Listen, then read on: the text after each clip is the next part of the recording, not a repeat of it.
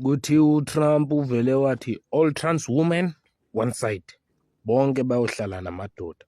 I-trans woman-ke umuntu wesifazane kodwa owazalwa indoda, waya kodokotela ukuthi bamkhiphe bonke ubulili nje obukhombisa ukuthi uyindoda, bamfuthe-ke bamfuthe abe namabele, bamfake nobulili besifazane. Usewumuntu wesifazane yena, kodwa uTrump uthe not lapha kimi, hambani niyohlala namanye amadoda ngoba nina nazalwa ningamadoda.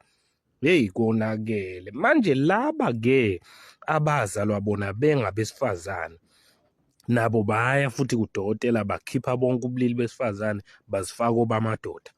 Nabo ngoba bengamadoda nje namhlanje bazokhishwa yini beyohlala nomama nabo?